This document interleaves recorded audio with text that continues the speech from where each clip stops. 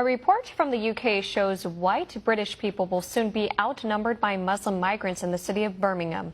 One America's Pearson Sharp explains how the reversal in population has also brought with it a wave of violent crime.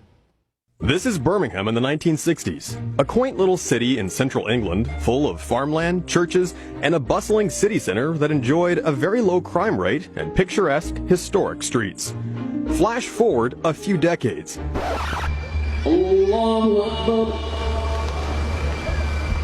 These images aren't from Iran, Iraq, or Afghanistan. No, this is modern-day Birmingham.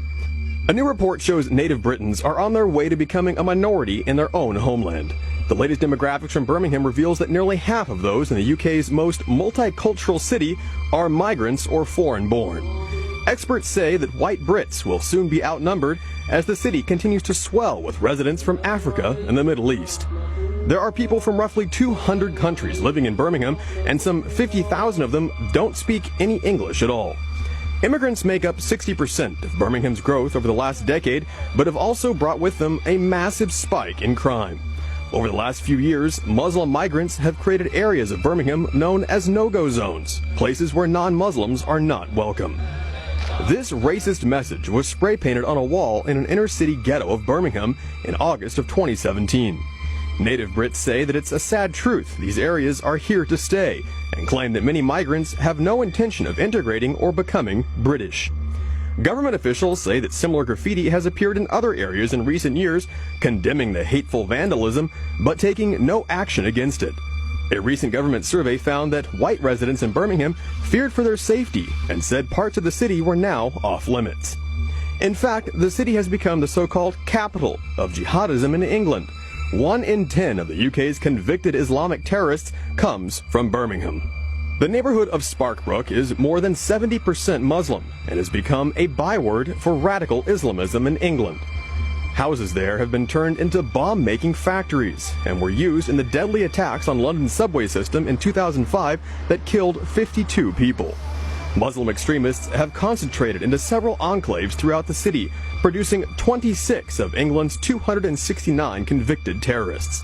One journalist who visited the city, Ross Kemp, said Birmingham is so violent he has to wear the same body armor he wore in Syria for protection.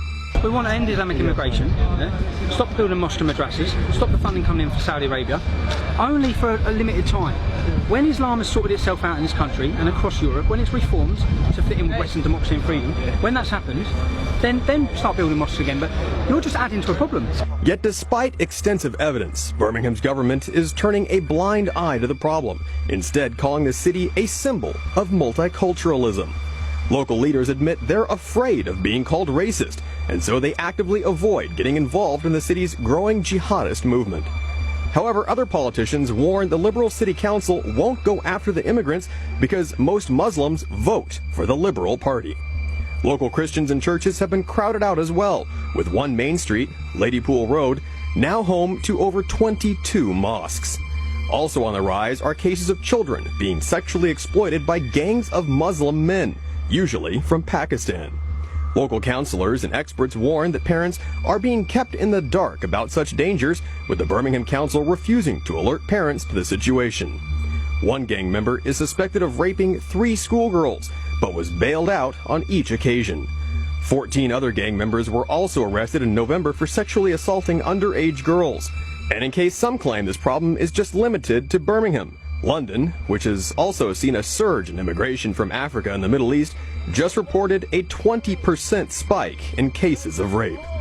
Acid attacks, once unheard of in England but common in India and the Middle East, are also on the rise, along with a 30% increase in murders. Our message to all of the shops here, all of the businesses, is to fear Allah, fear God, give up the sale of alcohol, join us to command good and forbid evil. Police say they're baffled by the sharp increase, despite a shocking 84% of child grooming and rape cases in the UK involving gangs of Muslim men.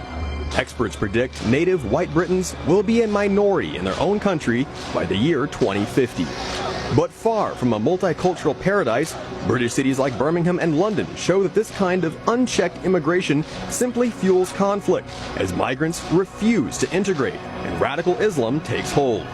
With politicians who protect the guilty simply for votes and police so afraid of being branded racist that they won't tackle the issue, the government is creating ghettos rife with crime and Islamic extremists. Birmingham is a bellwether for the West. Open-door mass migration policies are failing, but whether or not the British government takes action to end the problem remains to be seen. Pearson Sharp, One America News. Want to see more videos like this? Click on the link below and subscribe to One America News on YouTube. And call your cable provider and kindly demand that One America News is added to your lineup. Call and subscribe today.